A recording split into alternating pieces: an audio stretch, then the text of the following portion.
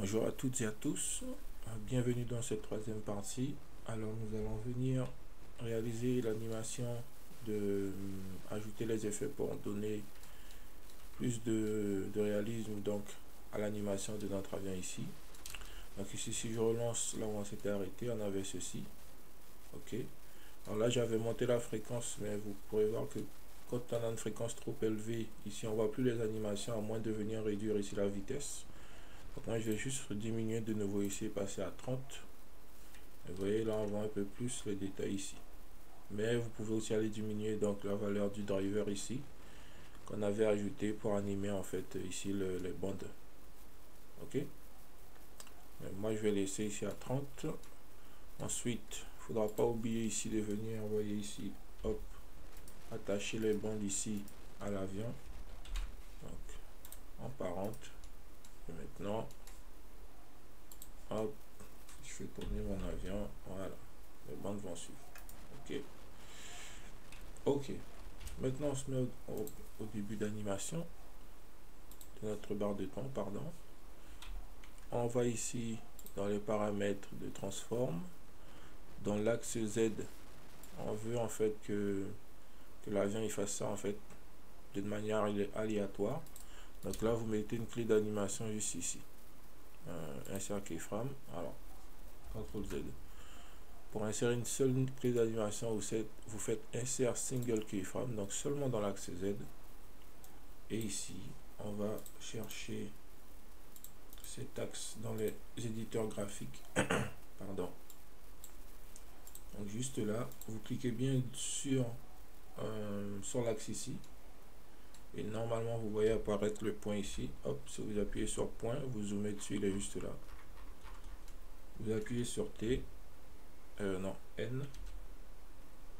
Et dans modifier, vous allez dans modifier et vous ajoutez un modifier noise. Ouais, noise. Si vous appuyez sur play, vous verrez que votre avion il va se mettre à zouker. En fait, vous pouvez le calmer un tout petit peu en augmentant déjà ici la valeur. Donc c'est la distance des mouvements. Et ici c'est la force. Donc le strange, le scale et le strange. La force ici, ça va faire ceci. Vous voyez ce qui se passe sur la courbe en fait. Et la distance ici, ça fait ceci.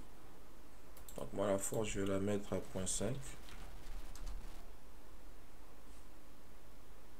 La distance, je vais la mettre à 50. Et la force, je vais la mettre à 5 pour voir ce que ça fait. Je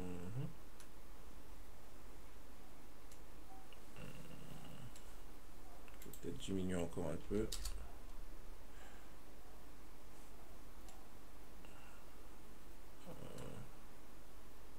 Ok. Bon, on peut garder comme ceci.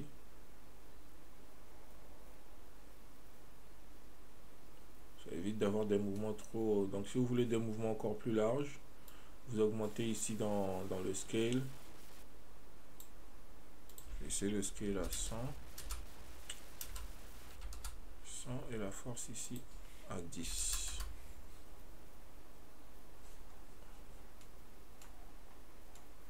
On va voir ce que ça nous donne. Je vais baisser ici à 7. Ouais. Là on a quelque chose de pas mal. Ok, je garde ici 7 et 100. On fait la même chose pour la valeur de rotation ici.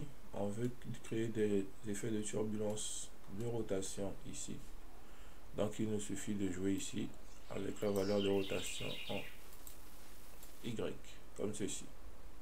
Donc on fait la même chose, on se met en début d'animation. Alors là vous pouvez créer une nouvelle barre pour avoir toujours votre barre de temps ici. Donc ici je me mets au début. Je vais dans ma valeur de rotation ici et je mets insérer une seule clé d'animation.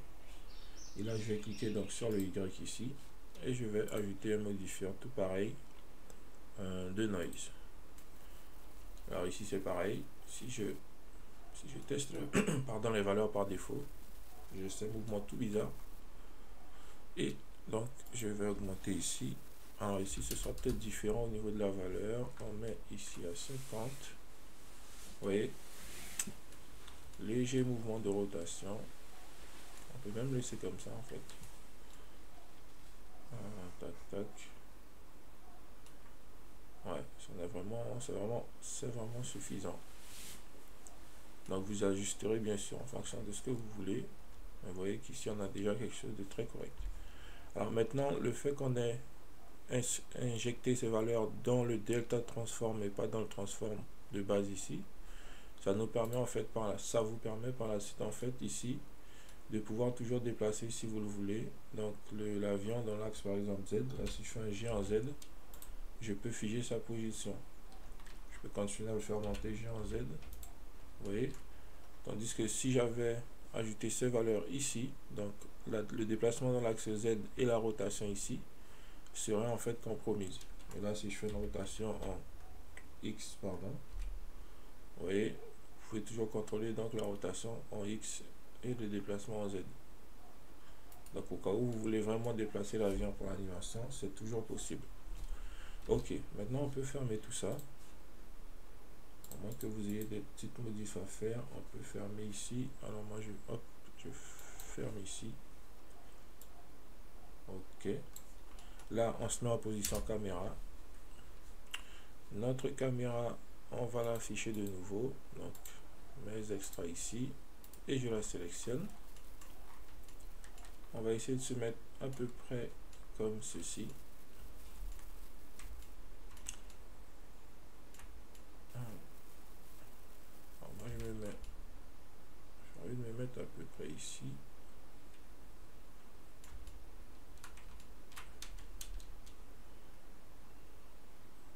Voilà. Ok. Je mets CTRL ALT 0 pour fixer ma caméra. Je descends un peu.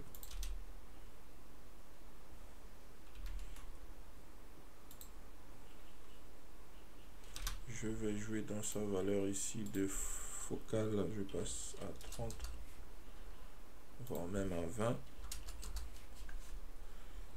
Hop, ça me donne ça pour avoir un champ vraiment large. Ici, on va venir modifier dans les paramètres ici, le color management. Vous voyez, en fait, le décor, il est très pâle. Si vous montez ici dans le look, si vous passez en 8 contrast, même je dis 8 contrast, voilà, ça vous donne des couleurs beaucoup plus un temps beaucoup plus foncé. Et je trouve que c'est plus intéressant. Hop. Ok, donc ici on a notre caméra. Vous voyez là, vous avez déjà l'impression que l'avion se déplace puisque le nuage souffle dans cette direction et l'avion pointe du nez par ici. Ici, on peut finaliser en ajoutant donc sur la caméra une contrainte ici de track to. Vous sélectionnez le châssis. Alors là, vous voyez, moi je vais pas renommer, il s'appelle Silence, je vais juste renommer ici le châssis en avion.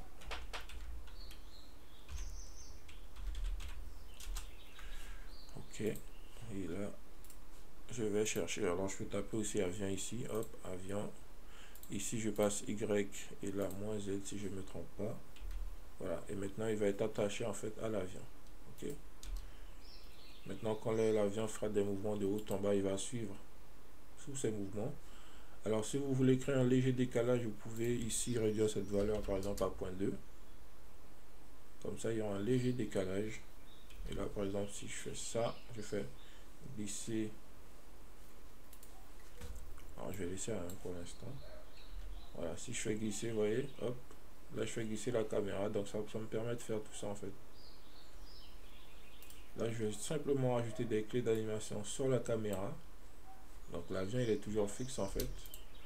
Alors là par exemple on est au début d'animation, donc I, lock et rotation. J'avance. Par exemple ici, je fais G, je me déplace avec la caméra en fait comme ceci. Par exemple, hop, I, bloc et rotation. Ensuite, je me déplace jusqu'ici. J'ai de nouveau, hop, voilà, hop, hop, j'ai un Z. Alors, parfois, il faut peut-être sortir de la vue aussi. Donc là, hop, je fais ça comme ceci. Je vais être un peu en face. Hop, hop, I. Location et rotation. Je vais changer encore un peu d'angle. Hop, hop, et hop. Je rajoute de nouveau une clé d'animation. Je regarde ce que ça me donne en fait. Voilà. Voilà, c'est vraiment pour vous montrer en fait les effets que vous pouvez faire, ne serait-ce qu'en bougeant uniquement la caméra. Ok. Alors, je sais pas si c'est correct. Voilà. Je me mets en vue plein écran comme ça, vous verrez bien. Donc CTRL ALT barre d'espace pour passer en vue plein écran.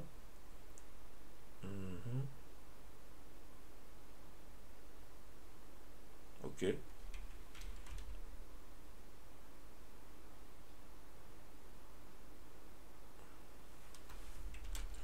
Ok, donc là pour finaliser, on va faire glisser de sorte à ce que l'avion devienne invisible pour la caméra, ce qui donnera l'impression que l'avion s'est élancé assez à une grande vitesse. Alors j'essaie de voir dans quelle direction je devrais faire glisser. Alors je sais plus si j'avais joué avec le... Alors hop, je sors de la vue caméra. Ici je me mets là. Comme ceci. Hop, je vais pas de nouveau en vue caméra.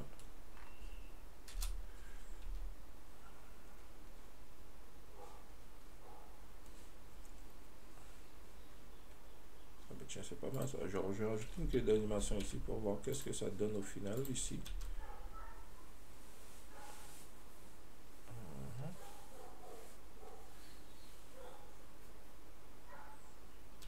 Je vais peut-être enlever celle-ci. Ou la faire être un peu plus courte. Ouais, c'est pas mal ça. Alors hop, je rapproche ici. Alors vous pouvez aussi faire ça. Vous faites A. Pour tout sélectionner, vous faites un. Alors juste ici, je vais désélectionner la fin. Je veux pas que ça bouge. Et là, on peut faire un S comme ceci. Donc on va scaler. Et là, toutes nos animations du début vont se rapprocher et vont s'exécuter plus vite. Voilà. Et là, à la fin, on a ça. Ok. Donc ici, ce que je peux faire en fait, alors je me mets à la fin et je regarde ce qui se passe si je réduis ici. Ok. Et ça me donne ça. On peut jouer avec cette valeur aussi ici pour pouvoir permettre à l'avion de se détacher en fait de la caméra et donner un effet d'éloignement en fait pour la fin. Donc je vais ajouter une clé juste ici pour tester, insérer une clé d'animation, hop, et ici je mets une valeur à 0.2, insérer une clé d'animation. Là je regarde ce qui se passe, hop, s'éloigne. Alors je vais peut-être là, vous voyez c'est beaucoup trop rapproché, donc on va étirer un peu.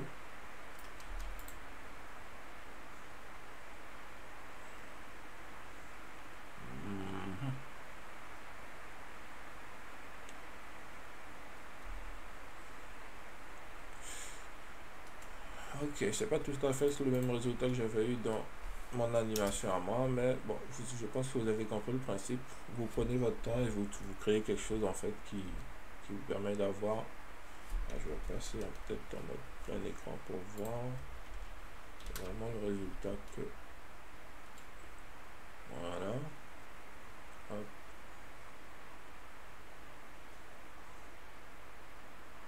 Ok.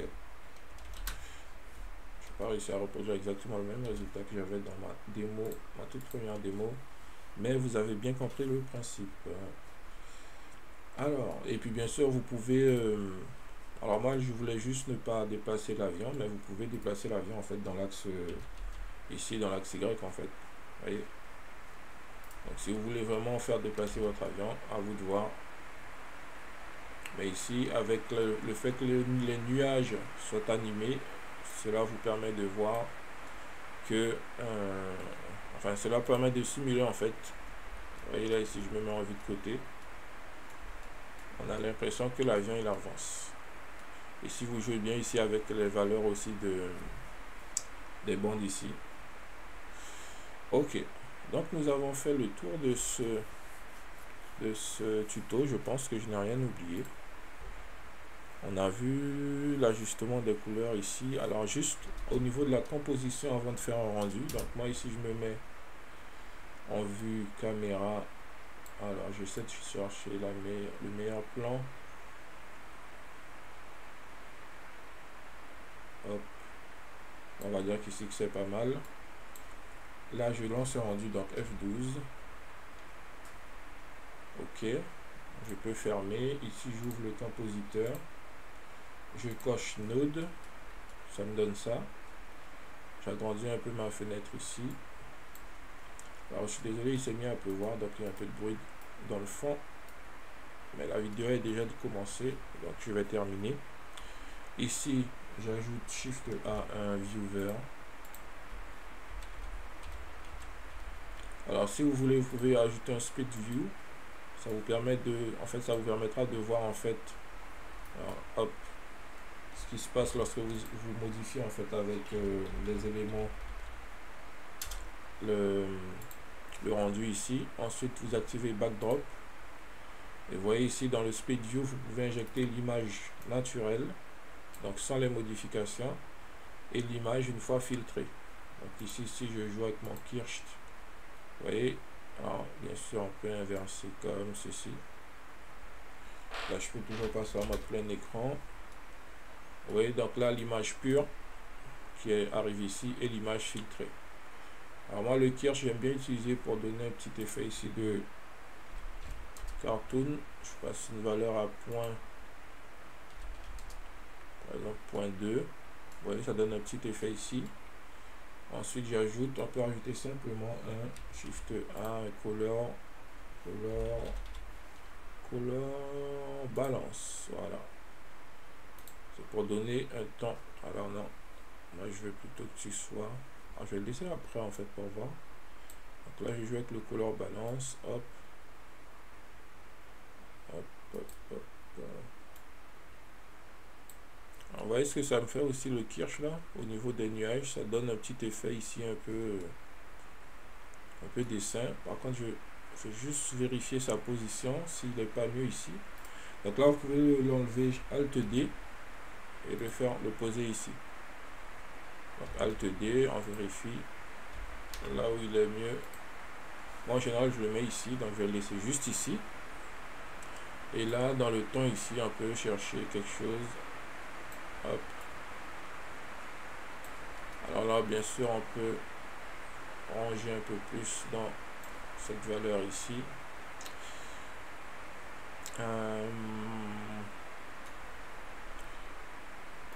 Si je mixe un peu avec petit vert comme ça, je pense que c'est pas mal. Petit bleu ici. Et là aussi je vais chercher du... Hop. Ok. Je pense que là on est pas mal. Si je vais peut-être passer à point 1.